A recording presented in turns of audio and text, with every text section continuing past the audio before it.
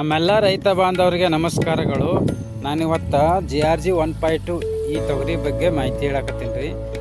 ಹೆಚ್ಚು ಇಳುವರಿ ಪಡ್ಕೋಬೇಕಂದ್ರೆ ಏನು ಮಾಡಬೇಕು, ನಾನು ಏನೇನು ಮಾಡೀನಿ, ನೀವು ಏನೇನು ಮಾಡಬೇಕು ಅನ್ನೋದ್ರ ಬಗ್ಗೆ ಸಂಪೂರ್ಣವಾಗಿ ನಿಮ್ಗೆ ಮಾಹಿತಿ ತಿಳಿಸ್ತೀನಿ ರೀ. ಈಗ ನಾವು ಫಸ್ಟ್ GRG 1.2 ಏನು ಬೀಜ ತರ್ತೇವಲ್ರಿ, ತಂದಿಂದ ಬೀಜೋಪಚಾರ ಮಾಡ್ಬೇಕು ರೀ. ಬೀಜೋಪಚಾರ ಮಾಡಿ ಬಿತ್ತಬೇಕ್ರಿ. ಯಾವ ಥರ ಬಿತ್ತಬೇಕಂದ್ರೆ ಸಾಲಿನ 4 ಫೂಟ ಗಿಡದಿಂದ ಗಿಡಕ್ಕೆ, ಅಂದರೆ ಸಸಿದಿಂದ ಸಸಿಗೆ 1 ಫೂಟ ಇರ್ತ ಡಿಸ್ಟೆನ್ಸ್ ಇಟ್ಕೊಂಡು ನಾವು ಬಿತ್ತಬೇಕ್ರಿ.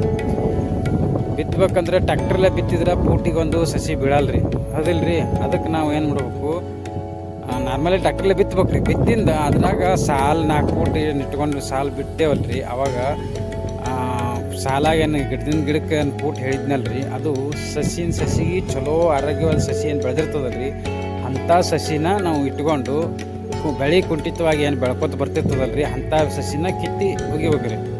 ಕಿತ್ತಿಂದ ಹಿಂದಗಡೆ ಏನು ಮಾಡ್ಬೇಕಂದ್ರಿ, 1-2 ತಿಂಗಳಾಗಿರ್ತದಲ್ರಿ ಬೆಳೆ, ಅವಾಗ ನಾವು ಕುಡಿ ಚೂಟ್ಬೇಕ್ರಿ. ಈಗ ನಾವು ಒಂದು ಸಲ ಕುಡಿ ಚೂಟಿನ್ರಿ, ಇಲ್ಲಿ ನೋಡ್ರಿ, ಈಗ ಒಂದು ಸಲ ಕುಡಿ ಚೂಟಿನ್ರಿ, ಇಲ್ಲಿ ಕಾಣ್ತದಲ್ರಿ ಚೂಟಿನಿಗೆ ಒಂದು ಸಲ. ನೀವು ಹೆಂಗೆ ಚುಟ್ಬೇಕಂದ್ರೆ, ಈಗೇನು ಮಾರ್ಕೆಟ್ನಾಗ ಮಷಿನ್ ಬಂದವ್ರಿ, ನಿಪ್ಪಿಂಗ್ ಮಷಿನ್ ಅಂತೇಳಿ, ಅವು ತಂದು ಮಷಿನ್ಲೇ ಕಟ್ ಮಾಡ್ಕೋಬೋದು, ಇಲ್ಲ ಕೂಲಿ ಆಳು ಹಚ್ಚಿ ಅದನ್ನು ಚುಟ್ಕೋಬೋದು. ಈ ಥರ ಎಲ್ಲ ಅದಾವ್ರಿ. ಚೂಟ್ಕೊಂಡ್ರೆ ನಿಮ್ಗೆ ಏನಾಕದಂದ್ರೆ ಗೊತ್ತಂದ್ರಿ, ಈಗ ಈ ನೆತ್ತಿ ಚೂಟ್ಕೊಂಡ್ವಿ ಅಂದ್ರೆ ಈ ಕಡೆ ಅಡ್ಡು ಹೊಡಿತದ್ರಿ, ಈ ಕಡೆ ಅಡ್ಡು ಹೊಡೆದು ಗಿಡ ಅಡ್ಡು ಬೆಳೀತದ್ರಿ. ಅಡ್ಡು ಬೆಳೀತಂದ್ರೆ 15-20% ನಾವು ಹೆಚ್ಚು ಇಳುವರಿ ಪಡ್ಕೋಬೋದು ರೀ. ಇಳುವರಿ ಹೆಚ್ಚು ಮಾಡ್ತದ್ರಿ ಅದಕ್ಕೆ ಚೂಟೋದ್ರಿಂದ. ನಾವು ಒಂದು ಸಲ ಈಗ ಚೂಟಿನ್ರಿ, ಈಗ 2ನೇ ಸಲ ಚೂಟ್ಬೇಕು ನಾವು.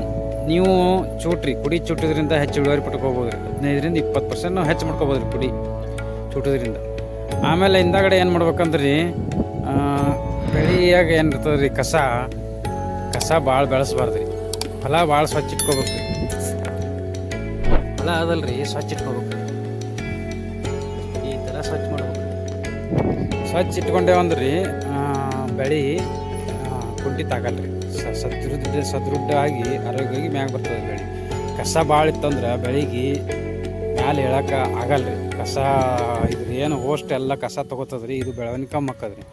ಕಸ ಸ್ವಚ್ಛ ಮಾಡ್ಕೊರಿ. ಮತ್ತು ಈಗೇನು ಮಾರ್ಕೆಟ್ನಾಗ ಕಳೆನಾಶಕ ಇರ್ತದಲ್ರಿ, ಕಳೆನಾಶಕ ತಂದು ಹೊಡಿತಿರಲ್ಲ, ಅವಾಗ ಭೂಮಿಯಾಗ ತಂಪೋದಿಲ್ಲ ನೋಡ್ಬೇಕ್ರಿ. ನಿಮ್ಮ ಹೊಲ ಏನದಲ್ರಿ, ತೇವಾಂಶ ಅದಿಲ್ಲ ಅನ್ನೋದು ತಿಳ್ಕೊಂಡು ಕೆಮಿಕಲ್ ಎಣ್ಣೆ ತಂದು ನೀವು ಕಳೆನಾಶಕ ಹೊಡಿಬೇಕ್ರಿ. ಯಾಕಂದ್ರೆ ಭೂಮಿ ಕಾವು ಭಾಳ ಇತ್ತು ಅಂದ್ರೆ ನೀವು ಹೊಡೆದ್ರಿ ಅಂದ್ರೆ ಭೂಮಿ ಇಟ್ಕಾವ ಮತ್ತು ಕೆಮಿಕಲ್ ಇಟ್ಕಾವ ಬೆಳೆಗೆ ತೀರಾ ಬೆಳವಣಿಗೆ ಕುಟ್ಟಿ ತಕ್ಕದ್ರಿ. ಯಾಕಂದ್ರೆ ಕಾವಾಗಿ ಹೆವಿ ಕಾವಾಗಿಬಿಡ್ತದೆ ರೀ, ಬೆಳೆ ಸ್ವಲ್ಪ ಪೆಟ್ಟು ಕೊಡ್ತದೆ ರೀ. ಅದಕ್ಕೆ ನೀವು ಭೂಮಿ ತಂಪಿದ್ದಾಗ ಮಾತ್ರ ನೀವು ಕೆಮಿಕಲ್ ಎಣ್ಣೆ ಕಳೆನಾಶಕ ತಂದು ಹೊಡೀರಿ. ಆಮೇಲೆ ಹಿಂದಗಡೆ ಏನು ಮಾಡ್ಬೇಕಂದ್ರಿ, ಈಗ ಬೀಜೋಪಚಾರ ಫಸ್ಟ್ ಮಾಡಿರ್ತೀರಲ್ರಿ, ಆ ಬೀಜೋಪಚಾರ ಮಾಡೋದ್ರಿಂದ ಉಪಯೋಗ ಏನದು ಗೊತ್ತದನ್ರಿ. ಫಸ್ಟ್ ಗೊಡ್ಡ ರೋಗ ಬರಲ್ರಿ ನಮ್ಮ ಹೊಲ್ದಾಗ, ಒಂದು ಗೊಡ್ಡ ರೋಗ ಇಲ್ರಿ, ಗೊಡ್ಡ ರೋಗ ಬರಲ್ರಿ. ಮತ್ತು ಇದು ಏನಂದ್ರಿ, ಗಂಟು ರೋಗ ಅಂತ ಬರ್ತದೆ, ಗಂಟು ರೋಗ ಆಗಲ್ರಿ. ಮತ್ತು ಏನು ತೆಗ್ನ್ಯಾಗ ಗಂಟು ರೋಗ ಹಾಕದ್ರಿ, ತೆಗ್ನ್ಯಾಗ ನೀರು ನಿಂತ ಅಲ್ಲೆಲ್ಲ ಗಂಟು ರೋಗ ಆಗೇ ಇಲ್ರಿ ತೆಗ್ನ್ಯಾಗ ನೀರು. ಮತ್ತು ಇನ್ನೊಂದು ಏನಂದ್ರಿ, ಈಗ ನಟೆ ರೋಗ ಹತ್ತಿರಲ್ರಿ, ನಟೆ ರೋಗ ರೈತಗೆ ಭಾಳ ಕಾಡ್ತದ್ರಿ. ಈ ತಳಿ ಅದಲ್ರಿ GRG 1.2, ಈ ತಳಿಯಾಗ ನಟೆ ರೋಗ ಎಲ್ಲಿ ಕಂಡಿಲ್ರಿ. ನಾ ಅಂತೂ ಬಿತ್ತಿನಲ್ರಿ ನಮ್ಮ ಹೊಲ್ದಾಗ, ಒಟ್ಟು ಎಲ್ಲಿ ಕಂಡಿಲ್ರಿ.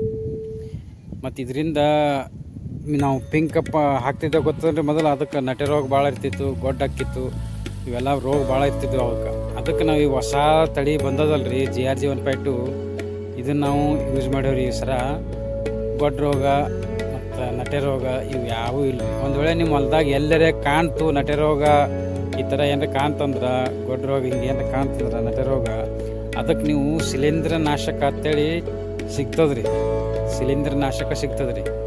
ಅದು ತಂದು ನೀವು ಏನು ಮಾಡಬೇಕು, ಬಡ್ಡಿಗೆ ಪಂಪ್ಲೆ 20 ಲೀಟ್ರ್ ಪಂಪ್ಲೆ, 20-25 ಲೀಟ್ರ್ ಪಂಪ್ ಏನು ಇರ್ತಾವಲ್ರಿ, ಅವು ತೊಗೊಂಡು ಪಂಪಿಗೆ ಹಾಕ್ಕೊಂಡು ಶಿಲೀಂಧ್ರ ನಾಶಕ ನೀವು ಪ್ರತಿ ಬಡ್ಡಿಗೂ ನೀವು ಸ್ಪ್ರೇ ಮಾಡ್ಕೊತ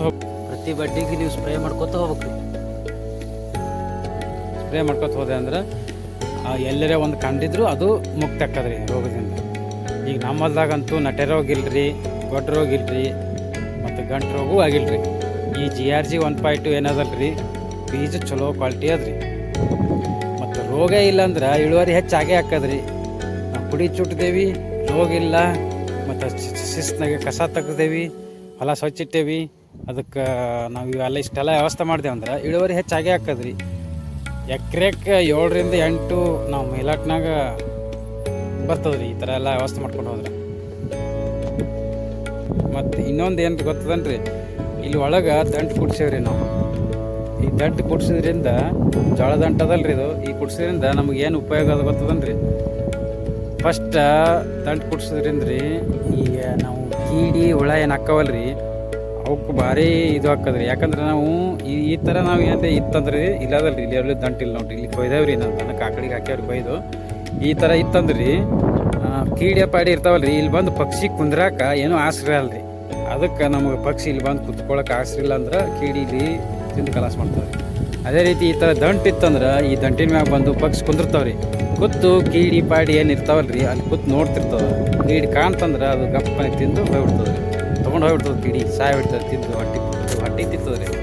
ನಾವು ದಂಟ ಪಂಟ ಹಾಕ್ಲಾರೆ ಈ ಥರ ನಾವು ಇಟ್ಟೇವಂದ್ರೆ ಇಲ್ಲಿ ಉಪಯೋಗ ಆಗಲ್ಲ ರೀ ನಮ್ಗೆ. ಮತ್ತು ಈಗ ಕೀಡಿಗೊಂದು ಉಪಯೋಗ ಆಯ್ತು ರೀ ದಂಟು ಈಗ ಪಕ್ಷಿ ಕುಂದ್ರಾಕ. ಮತ್ತು ಇನ್ನೊಂದು ಏನಂದ್ರೆ ಇದು ನಮ್ಮ ದನಗಳಿದ್ರೆ ದನಗಳಿಗೆ ಕಟ್ ಮಾಡೋಕ್ಕದು ಉಪಯೋಗ ಅದ ರೀ. ಇದ್ರಾಗೆ ದಂಟು ಹಾಕೋದ್ರಿಂದ ಉಪಯೋಗ ಅದಾವೆ ರೀ. ನಾವು ಪಕ್ಷಿಗೆ ಕುಂದ್ರಾಕ ಆಸರೆ ಮಾಡಿದೆವು ಅಂದ್ರೆ ನಾವು ಏನು ಕೀಟನಾಶಕ ಕೀಟನ ಕಂಟ್ರೋಲ್ ಮಾಡ್ಕೋಬೋದು ನಾವು ಈ ಥರ ದಂಟು ಹಾಕೋದ್ರಿಂದ. ಮತ್ತು ಇದು ನಮ್ಗೆ ದನಗಳಿಗೆ ಉಪಯೋಗ ಅದ ರೀ. ಈ ದಂಟ ಹಸಿ ಮೇವು ನಮ್ಮ ದನಗಳಿಗೆ ಹಾಕೋಕ್ಕೆ ಅನುಕೂಲ ಆಗ್ತದೆ. ಇನ್ನೊಂದು ಏನು ಗೊತ್ತದನ್ರಿ, ಹರ್ಗಾಗ ನಾವು ಕಸ ಹೇಳ್ಬಾರ್ದಂದ್ರೆ ಏನು ಮಾಡ್ಬೇಕಂದ್ರೆ ಇಲ್ಲದಲ್ರಿ ಈ ಬಡ್ಡಿಗೆ ಬೋದಿನ ಥರ ಹಾಕ್ಬೇಕು.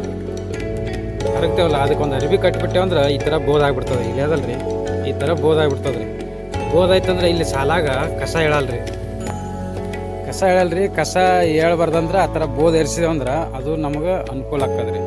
ಮತ್ತು ಇನ್ನೊಂದು ಏನಂದ್ರಿ, ನಮಗೆ ಬೋದ್ ಏರ್ಸೋದ್ರಿಂದ ತೇವಾಂಶನೂ ಹಿಡ್ಕೋತದೆ ರೀ. ಅದು ಬೋದ್ ತಂಪು ಹಿಡ್ಕೊತದೆ, ತೇವಾಂಶ ಹಿಡ್ಕೊತದೆ ರೀ.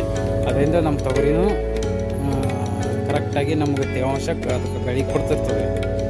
ಮತ್ತು ಇನ್ನೊಂದು ನಮ್ಮ ಹೊಲ ನೋಡ್ರಿ ಎಲ್ಲ ಕಡೆ ಸಮ ಬೆಳೆಯೋದು ರೀ. ಅದು ತುಂಬ ತೋರಿಸ್ತೀನಿ ಬರ್ರಿ.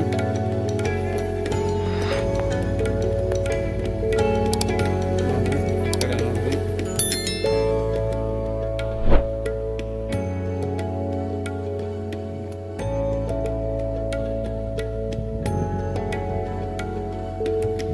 ಒಂದು ಕಡೆ ಗೊಡ್ಡ ಇಲ್ರಿ, ನಟ್ಟೆ ಅಂತೂ ಹೋಗೇ ಇಲ್ರಿ. ಎಲ್ಲ ಕಡೆ ಚಲೋ ಅದ್ರಿ ಬೆಳೆ. ನೀವು ಈ ಥರ ವ್ಯವಸ್ಥೆ ಮಾಡ್ಕೋರಿ. ಕುಡಿ ಚೂಟ್ರಿ, ಶಿಸ್ನಾಗ ಕಳೆನಾಶಕ ಇದೇನು ಕಸ ತೆಗೆದು ಸ್ವಚ್ಛ ಇಟ್ಕೋರಿ. ಹೊಲ ಚಲೋ ಹೊತ್ತಿನಾಗೆ ಇಳುವರಿ ತೆಗಿಬೋದು ರೀ. ನಾ ಹೇಳಿರ್ತಕ್ಕಂಥ ಮಾಹಿತಿ ನಿಮ್ಗೆ ಇಷ್ಟ ಆಗ್ಯದ ಅನ್ಕೋತೀನಿ ರೀ. ಮತ್ತೊಬ್ಬರು ರೈತರಿಗೂ ಈ ವಿಡಿಯೋ ಶೇರ್ ಮಾಡಿರಿ, ಅವ್ರಿಗೆ ಅನುಕೂಲ ಆಗಲಿ. ಹೆಚ್ಚೆಚ್ಚು ಶೇರ್ ಮಾಡಿರಿ, ಲೈಕ್ ಮಾಡಿರಿ, ಸಬ್ಸ್ಕ್ರೈಬ್ ಆಗ್ರಿ. ಮತ್ತು ನಾವು ಮುಂದಿನ ವಿಡಿಯೋದಾಗ ಒಳ್ಳೆಯ ಮಾಹಿತಿಯೊಂದಿಗೆ ನಿಮ್ಗೆ ಸಿಗ್ತೀನಿ. ಜೈ ಹಿಂದ್.